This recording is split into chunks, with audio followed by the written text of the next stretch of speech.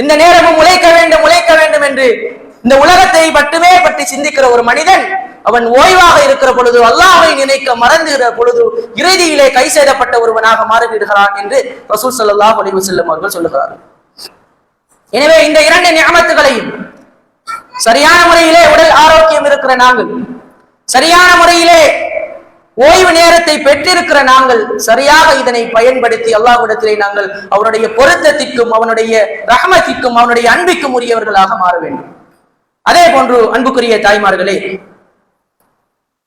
இவையெல்லாம் மனிதனுடைய உடல்களோடு சம்பந்தப்பட்ட நியாமத்துகள். இன்னும் சில நியாமத்துகள் இருக்கிறது, பொருளாதாரத்தோடு செல்வத்தோடு சம்பந்தப்பட்ட நியாமத்துகள். பொதுவாக மனிதன் திருப்தி கொள்ளாத ஒரு நியாமத் இதுவாகத்தான் இருக்கும். பொருளாதாரத்தை பொறுத்த வரைக்கும் இந்த உலகிலே எல்லோரும் சமமானவர்கள் கிடையாது. ஒவ்வொருவருக்கும் ஏற்றம் தாழ்வு என்று இருக்கும். ஒரே குடும்பமாக இருந்தாலும், ஒரே ஊரிலே வசிக்கிற நபர்களாக இருந்தாலும், ஒரே கொள்கையை பின்பற்றுபவர்களாக இருந்தாலும் பொருளாதாரத்திலே ஏற்றத்தாழ்வு என்பது மனித இயல்பு. அல்லாஹ் தஆலா இந்த உலகை அப்படித்தான் படைத்திருக்கிறான். ஆனால் மனிதர்களை பொறுத்த வரைக்கும் இந்த நியாமத்திலே அதிகம் ஏற்றுக்கொள்ளாத, திருப்தி அடையாத ஒன்றாகத்தான் இந்த நியாமத் இருக்கிறது. என்னதான் பொருளாதாரம் இருந்தாலும் இருப்பதை விட இன்னும் ஒரு படி மேலேதான் வேண்டும் என்று மனிதன் யோசிப்பான். ஒரு கோடீஸ்வரனாக இருந்தாலும் தான் இருக்கிறது போதும் என்கிற மனம் மனிதனுக்கு கிடையாது. தான் இருக்கிற நிலைமையை விட இன்னும் அதிகமாக உழைக்க வேண்டும், பொருளாதாரத்தை சேமிக்க வேண்டும் என்கிற அந்த எண்ணம் தான் மனிதனுடைய எண்ணமாக இருக்கிறது. இதைத்தான் ரசூல் ஸல்லல்லாஹு அலைஹி வஸல்லம் அவர்கள் புகாரியிலே வருகிற ஒரு ஹதீஸிலே சொல்லுகிற பொழுது, லவ் கான லிஇப்னி ஆதம வாதின் மின் தஹப், ஆதமுடைய மகனுக்கு, இந்த மனிதனுக்கு ஒரு தங்கத்தினால் ஆன ஒரு ஓடை ஓடுகிறது. அந்த ஓடை தண்ணீருக்கு பதிலாக தங்கத்தினால் ஓடுகிறது. அப்படி ஓடுகிற பொழுதும் அஹப்பு ஐயகூன லஹு வாதியான், அவன் என்ன நினைப்பான் தெரியுமா? எனக்கு இன்னும் ஒரு ஓடை இருந்தா நல்லா இருக்கும் என்றுதான் நினைப்பான். தனக்கு இருக்கிற ஒரு ஓடை தங்கத்தினால் இருந்தாலும் அது போதும் என்று நினைக்க மாட்டான். அவன் எதை நினைப்பான், எதை விரும்புவான் என்று சொன்னால், எனக்கு இன்னும் ஒரு ஓடை வேண்டும் என்றுதான் அந்த மனிதன் ஆசைப்படுவான்.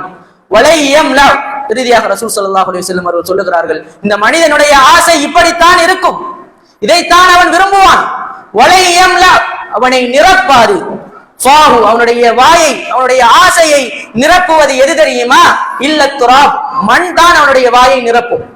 இந்த உலகம் பொருளாதாரம் செல்வம் என்று ஓடிக்கொண்டிருக்கிற இந்த மனிதன் எது கிடைத்தாலும் போதாது என்று இன்னும் வேண்டும் என்று ஆசைப்படுகிற அந்த மனிதனுடைய வாயை நிரப்புவது மண் தான். கடைசியாக அவனை கபரிலே வைத்து மக்கள் எல்லாம் அள்ளி போடுகிற அந்த மண், இறுதியாக அவன் மரணித்த பிறகு கபரிலே வைத்து எல்லோருமாக சேர்ந்து அவனுடைய வாயிலே அள்ளி போடுவார்களே அந்த மண், அதுதான் அவனுடைய ஆசையை நிறைவேற்றும், அதுதான் அவனுடைய ஆசை கொள்ளுகிற அந்த மனதை நிப்பாட்டும் என்று ரசூல் ஸல்லல்லாஹு அலைஹி வஸல்லம் அவர்கள் சொல்லிவிட்டு இறுதியாக சொல்லுகிறார்கள், வயதூபுல்லாஹு அலா மன் தாப், அல்லாஹ்விடத்திலே தௌபா செய்து கொள்பவர்கள் சௌபா செய்து மீண்டு கொள்ளட்டும் என்று ரசூல் ஸல்லல்லாஹு அலைஹி வஸல்லம் அவர்கள் சொல்லுகிறார்கள்.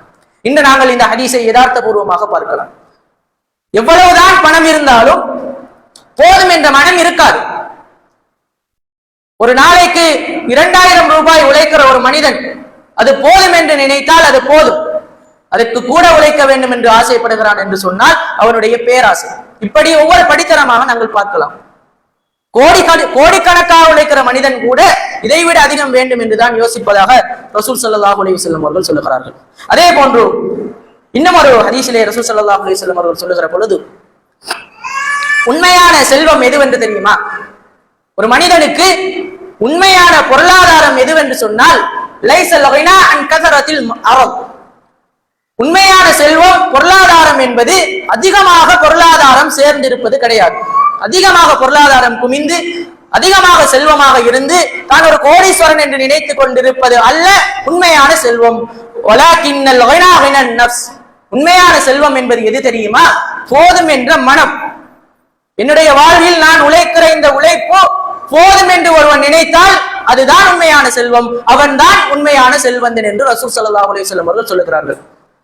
போதாது என்று நினைத்தால் அல்லது அதிகமாக தேடி சம்பாதித்து பொருளை, பணத்தை, வசதியை, வீட்டை, காணியை வாங்கி போடுவது அல்ல உண்மையான செல்வம்.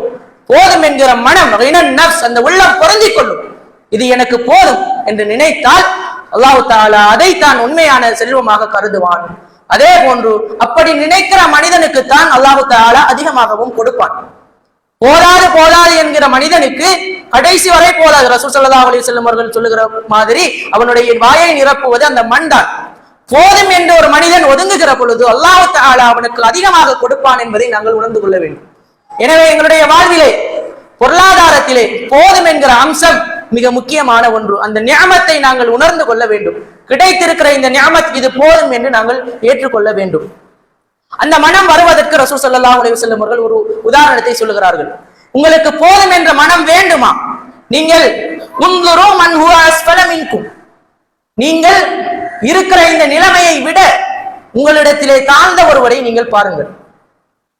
உங்களுடைய செல்வத்தை விட மேலே உள்ள ஒருவனை நீங்கள் பார்த்தால் உங்களுக்கு போதும் என்ற மனம் வராது. உங்களுடைய செல்வத்திலே உங்களை விட தாழ்ந்த நிலையில் ஒருவன் இருக்க மாட்டான் என்று யாராலும் சொல்ல முடியாது. இந்த இடத்திலே என்னை விட செல்வத்திலே குறைந்த அளவில் யாரும் இல்லை என்று யாராலும் சொல்ல முடியாது. அந்த போதும் என்ற மனம் வேண்டும் என்று சொன்னால் நீங்கள் உங்களை விட செல்வத்திலே தாழ்ந்த ஒருவனை நீங்கள் பாருங்கள், உங்களை விட மேலே உள்ள ஒருவரை நீங்கள் பார்க்காதீர்கள். அப்படி செய்தால் மாத்திரம்தான் அல்லாஹ்வுடைய நிஅமத்திலே நீங்கள் நிராசை கொள்ளாதவர்களாக இருப்பீர்கள். உங்களுக்கு கிடைத்ததை வைத்து நீங்கள் போதுமாக்கிக் கொள்வீர்கள், இறைவனை புகழ்வீர்கள். எப்பொழுதும் நாங்கள் செய்ய வேண்டியது எங்களை விட தகுதியிலே தராதாரத்திலே கஷ்டப்படுகிற ஒருவரை பார்க்கிற பொழுது அல்ஹம்துலில்லாஹ் அல்லாஹ் என்னை இந்த நிலைமைக்கு வைக்கவில்லையே என்று நாங்கள் யோசிக்க வேண்டும். எங்களுக்கு 2 கால்கள் இருக்கிறது, வீதியால் செல்லுகிறோம். ஒரு கால் எடுக்கப்பட்ட ஒரு மனிதர் புல்லை கொண்டு ஊண்டி செல்கிறார் என்று சொன்னால் அதை பார்த்து நாங்கள் அல்ஹம்துலில்லாஹ் அல்லாஹ் என்னை இந்த நிலைமைக்கு வைக்கவில்லையே என்று நாங்கள் யோசிக்க வேண்டும். பக்கத்திலே ஒரு கார் போகிறது என்று சொன்னால் அல்லாஹ் எனக்கு இதை தரவில்லையே என்று நிராசை கொள்ளக்கூடாது. இதுதான் இஸ்லாம். போதும் என்ற ஒரு மனம் ஒரு மனிதனுக்கு வர வேண்டும் என்று சொன்னால் உன்னை விட தகுதியில் தராதரத்தில் கஷ்டத்தில் இருக்கிற ஒரு மனிதனை பார் என்று ரசூல் ஸல்லல்லாஹு அலைஹி வஸல்லம் அவர்கள் வழிகாட்டுவதை நாங்கள் பார்க்கலாம்.